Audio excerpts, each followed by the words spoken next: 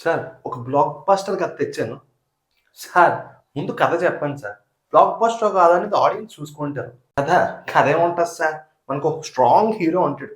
బాబు గారిని తీసుకుందాం. అంత ఈ పెద్ద హీరోని పెట్టిన తర్వాత ఆయనకు ఫ్యామిలీని పెట్టాలి. ఫ్యామిలీని కూడా పెడదాం. అంత ఫ్యామిలీ ఉన్నాక విపరీతమైన ప్రేమ కూడా ఉండాలి కదా సార్. ఇంత ప్రేమ ఉన్నాక మరి కోపం లేకుండా ఉంటుందా? వివత్సమైన కోపం పెట్టేద్దాం. ఆ? ఇదేం లాజిక్ సార్? సర్లే కానివ్వండి. ఇప్పుడు నేను చెప్తే మాత్రం మీరు మారుతారా ఏంటి? సార్ టైటిల్ వచ్చేసి హీరో క్యారెక్టర్ తగ్గట్టు పెడదాం. వినయ విధేయ రామ. అంటే రాముడు వినయంగాను విధేయంగాను ఉంటాడు. అది మన బాబు గారే, రామచంద్ర బాబు గారే అని. అబ్బబ్బబ్బబ్బా సూపర్ సార్. టైటిల్ వింటుంటేనే బ్లాక్ బస్టర్ ఫీలింగ్ వచ్చేస్తుంది. స్టోరీ చెప్పండి సార్ మరి. సార్ కట్ చేస్తే నలుగురు అనాథలు సార్. పాపం రైల్వే స్టేషన్లో డంపింగ్ యార్డ్లో చెత్త ఏరుకుంటా తిరుగుతూ ఉంటారు. ఈ మాంటేజ్ అన్ని చూపిస్తుంటాం. ఇంతలో ఈ బాధలు భరించలేక వాళ్ళు చనిపోదామని రైల్వే ట్రాక్ మీదకి వెళ్తారు. సడన్ గా తుప్పల్లోంచి ఒక చిన్నపిల్లాడు సౌండ్ వస్తుంది. అది కాపాడడానికి వీళ్ళు వెళ్ళి కాపాడతారు. హాస్పిటల్లో చేరుస్తారు. ఇక నుంచి మనం అంతా ఒక ఫ్యామిలీ. ఈడే మన తమ్ముడు, ఈయన బాగా చదివించుకొని చూసుకుందాం, ఇదే మన బాధ్యత అని అలా ఫిక్స్ అయ్యేటప్పటికి అలా మెల్లగా సాంగ్ వేద్దాం. Sentimental song. పాపం ఇంత మాదిరి కుట్టియం. ఈయనేంటి నాకంటే ఎక్కువ ఫీల్ అయిపోతున్నాడు. నెక్స్ట్ ఏమవుతుంది సార్? నెక్స్ట్ వచ్చి దీనికంటే ముందు సీన్లో మన హీరోలు అన్నలందరూ కలిపి ఒక వేలుని రౌడీని పట్టిస్తారనమాట. పోలీసులు కట్ చేస్తున్న తప్పు చూసి. సో రౌడీని జైలుకి పంపిస్తారు. జైలుకి పంపించిన రౌడీ ఖాళీగా ఉంటాడా? తప్పించుకొచ్చి నేను చంపేద్దామని స్కెచ్ చేస్తాడు. ఇది తెలిసిన తమ్ముడు స్కూల్ నుంచి పారిపోయి వచ్చి జామెట్రీ బాక్స్ డివైడర్ తీసి కింద రుషణాల్లో గుచ్చేస్తాడు అనమాట. సార్ కొంచెం అంత చిన్నపిల్లాడు అలా పొడి చేస్తున్నాడు రౌడీల కంటే కొంచెం నమ్మేలా లేదేమో, కొంచెం ఆలోచించండి సార్. హీరో అన్నాక ఎలాగో పెద్ద ఫైట్లు చేస్తాడు. చిన్నప్పుడు చేస్తే తప్పేముంది? అయినా మీరు don't question the emotion, follow the motion. అసలు కానివ్వండి, మీరు ఫిక్స్ అయ్యాక మా మాట ఎందుకు అంటారు చెప్పండి. ఇదంతా అయ్యాక మన బొట్ట హీరో అన్నలు చదువుకుంటారు నేను పనికి వెళ్తా, అన్నలు చదువుకుంటారు నేను పనికి వెళ్తా అని ఓ ఫీల్ అయిపోయి చెప్తాడు. సార్ మీరు గట్టిగానే పెట్టేలా ఉన్నారుగా. ఇంకా మన హీరోలు అందరూ పెద్దవాళ్ళు అయిపోతారు సార్. కట్ చేస్తే మన హీరో 50 మందిని ఎడారిలో నరుకుతా పరిగెడతా ఉంటాడు సార్. కత్తి మాత్రం 10 అడుగులు ఉండాలి సార్. సార్ మంచి ఇంట్లోనే ప్లాన్ చేసినట్టు ఉన్నారు. బాగా నచ్చింది ఇది. నెక్స్ట్ ఏమవుతుంది? అదే ట్విస్ట్ సార్. ఇదంతా కళ, నిజం కాదు. హీరో కళ్ళలోంచి లెగ్స్ అప్పుడే బెడ్ మీద నుంచి ఉలుక్కి పడతాడు అనమాట. సార్ కళ అంటున్నారు, ఇంత సెటప్ ఫైట్ అంటున్నారు, అవసరమా? నాకు ఖర్చు ఏమాత్రం తక్కువ చూసుకుందాం ఫిక్స్ అయినట్టున్నారు. కానివ్వండి. తెగిచిన వెంటనే పక్కింట్లో ఒక హీరోయిన్ వచ్చి మన హీరోని అండ్ ఫ్యామిలీని వాళ్ళ ఇంట్లో పార్టీకి ఇన్వైట్ చేస్తారు సార్. ఏంటి సార్ ఈ హీరోయిన్ ఎవరు? మన స్టోరీకి ఇప్పుడు బాగా ఇంపార్టెంట్ క్యారెక్టర్ అనుకుంటా. అబ్బే లేదు సార్, మన హీరో చరణ్ బాబు అన్నాక సినిమాలో సాంగ్స్ ఉండాలన్నప్పుడు ఒక డాన్స్ వేసే హీరోయిన్ కూడా ఉండాలి. అందుకు మాత్రమే పెడతాం సార్. స్టోరీకి ఈవిడికి పెద్ద సంబంధం ఏమి ఉండదు. జస్ట్ సాంగ్ వచ్చి అలా వెళ్ళిపోద్ది అంతే. అవసరం అంటారా సార్ మనకి ఎక్స్ట్రా బడ్జెట్లు ఇవన్నీ? ఇంకా నెక్స్ట్ మనం రాజమౌళి గారితో సినిమా తీస్తున్నాం. ఆయనకి బడ్జెట్లు తెలిసిందేగా, కొంచెమైనా డబ్బులు మిగిల్చే ప్లాన్ అయినా ఏంటి? నన్ను నమ్మండి సార్, నేను చూసుకుంటా కదా. సర్లే ఇంకేం చేస్తాం చెప్పండి. స్టోరీ కంటే ముందు, మీరు షూటింగ్ కంటే ముందు ఒక 10 మ్యాట్రిక్స్లు, ఒక పాము, 2 గెద్దలు, ఒక 10 ఎక్స్ట్రా డ్యూటీ ఫ్యాన్లు ఉంటాయి చూడండి. ఇవన్నీ రెడీ చేసి పెట్టుకోండి, మనకి చాలా అవసరం వస్తుంది. ఏదో గట్టిగానే ప్లాన్ చేసినట్టు ఉన్నారు. ఇంక డ్యాన్స్ అయ్యాక ఫైట్ ఉండాలి కదా సార్. మన హీరో అన్న ఎలక్షన్ ఆఫీసర్. సో మన హీరో వెళ్ళి విలన్ని రౌడీల్ని పరిగెట్టించి రప్ప కొడతా ఉంటాడు సార్. గాల్లో ఈ చివరికి ఆ చివరికి ఎగరతా ఉంటాడు సార్ రౌడీలందరూ. సార్ ఫైట్ అనే సాంగ్ అన్ని బాగానే ఉన్నాయి, కానీ ఇప్పుడు ఈ ఫైట్లో ఈ చివరికి ఆ చివరికి ఎగరటం అవసరమా సార్? కొంచెం రియలిస్టిక్ ఏం ప్లాన్ చేద్దాం. మరి ఏమంటారు? నన్ను నమ్మండి సార్, నేను చూసుకుంటా కదా. మీకు ఎందుకు డబ్బులు తీసుకొచ్చి నా చేతిలో పెట్టండి. నా డబ్బుల్లో మీ డబ్బులు కాదనుకోండి, నా డబ్బులు అనుకోండి, నేను చూసుకుంటా కదా, కంగారు ఎందుకు? సర్లే మీరు ఏదో ఫిక్స్ అయ్యి వచ్చారుగా, ఇంక నేను ఎంత చెప్తే మాత్రం మీరు మారతారా ఏంటి? నెక్స్ట్ సీన్ హీరో వాళ్ళ అన్న విలన్కి సారీ చెప్దామని తీసుకెళ్తాడు సార్. కానీ హీరో అన్నకు మన బాబు గారు ఉన్నప్పుడు సారీ ఎలా చెప్తాడు? సారీ చెప్పకూడదు. సారీ చెప్పడానికి వెళ్ళిన చోట కూడా మన హీరో మాస్ వార్నింగ్ ఇస్తాడు. వచ్చిపోయిస్తా పోయించని ఆ రేంజ్లో పెడదాం సార్. ఇది బెస్ట్ హై సార్ సినిమాకి. నన్ను నమ్మండి, థియేటర్లు దద్దరిల్లిపోతాయి ఈ సీన్కి. వచ్చా సార్? వచ్చిపోయించడం ఏంటి సార్? కొంచెం మన బాబుకి తగ్గ డైలాగ్ లేని పెట్టండి. మరి వచ్చిపోయిస్తాను కొంచెం తేడా ఏమి అనిపించట్లేదా మీకు? ఫ్యాన్స్ ఏమైనా గొడవలు అట్లా ఏమైనా అవుతే మీకు అనిపించట్లేదా? నన్ను నమ్మండి సార్, నా మీద నమ్మకం లేదా మీకు? నన్ను నమ్మండి సార్. చాలాసేపుగా యాక్షన్ హీరో ఇవే నడుస్తున్నాయి. కొంచెం గ్లామర్ ఏమైనా తెద్దామా ఈ సినిమాలోకి? అదే మన గ్లామర్ ఏమైనా కనిపించేటట్టు. ఓహో అర్థమైంది, హీరోయినేగా.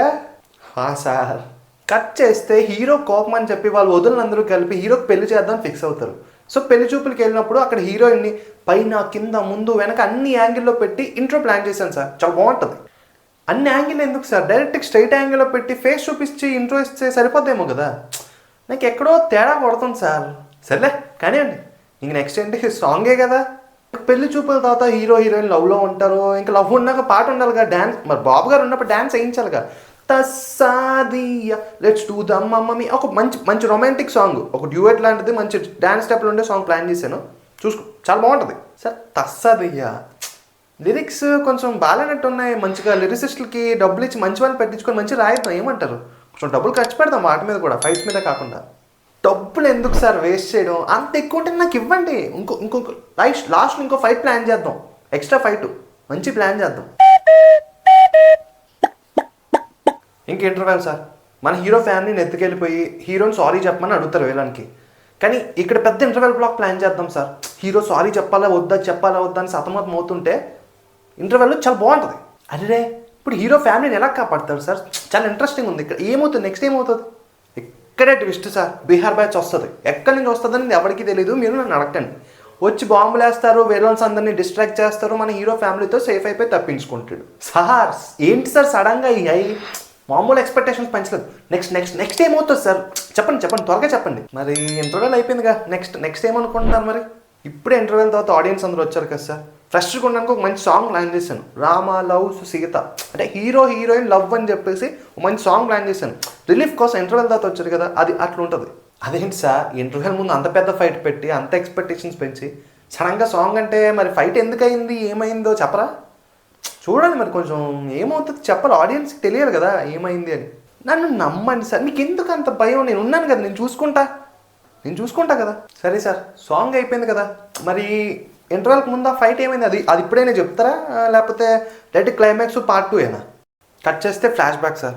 ఫ్లాష్ బ్యాక్లో మన హీరో పెద్దన్న ఎలక్షన్ ఆఫీసర్, పోస్టింగ్ ఏమో బీహార్లో రౌడీలు ఎక్కువ అయిపోవడం వల్ల ఎలక్షన్స్ అంతా సక్రమంగా జరగాలని ఆర్మీ సపోర్ట్ కూడా తీసుకుంటాడు.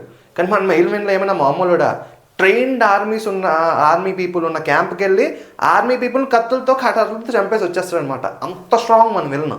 ఏంటి సార్, విలన్ని చాలా పవర్ఫుల్గా పెట్టినట్టున్నారు. అరే ఈ విలన్కి ఇంత ప్లాన్ చేసినప్పుడు మన హీరో ఈ విలన్ని ఎలాగ ఎదుర్కొంటాడు? చాలా గట్టిగా ప్లాన్ చేసి ఉంటారు. చెప్పండి.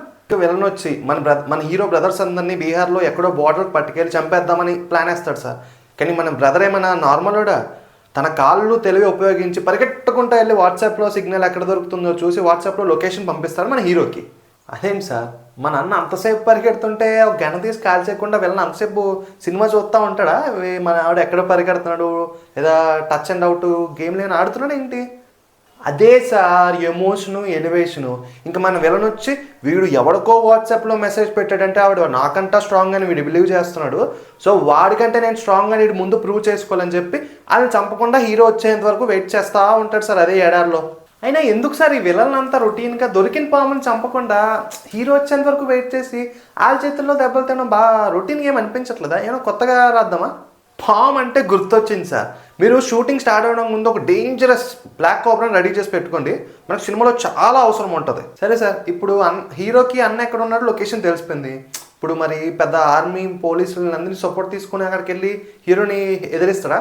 ఏం మాట్లాడుతున్నారు సార్? హీరోకి సపోర్ట్ ఏంటి, హీరోకి ఆర్మీ సపోర్ట్ ఏంటి? హీరోనే వన్ మ్యాన్ ఆర్మీ. ఇంకా అలా హీరో ఆ వాట్సాప్లో మెసేజ్ చూడగానే పరిగెట్టుకుంటే ఎయిర్పోర్ట్లో అద్దం విరగొట్టుకొని దూకితే డైరెక్ట్ రైల్వే స్టేషన్లో వెళ్తున్న ట్రైన్ మీదకి వచ్చేస్తాడు అనమాట. అలా ట్రైన్ మీదే నించొని బీహార్ వరకు వెళ్ళిపోతుంది. మరి అలా ఎలా సార్, డైరెక్ట్ ఎయిర్పోర్ట్ నుంచి రన్నింగ్ ట్రైన్ మీదకి? కొంచెం కన్విన్సింగ్గా లేనట్టుంది. ఆలోచించండి మరి, థియేటర్లో ఆడియన్స్ ఏమనుకుంటారో చూడండి, ఆలోచించండి. కొంచెం ఆలోచించడం ఎందుకు సార్, నమ్మండి, బాగుంటుంది ఈ ఎలివేషన్. ఇది హీరో అన్నాక ఎలివేషన్ సీన్ ఉండాలి. మీకు అర్థం కావట్లేదు, నమ్మండి. సరే సార్ కానివ్వండి, ఇంకేం చెప్తాం కానీ.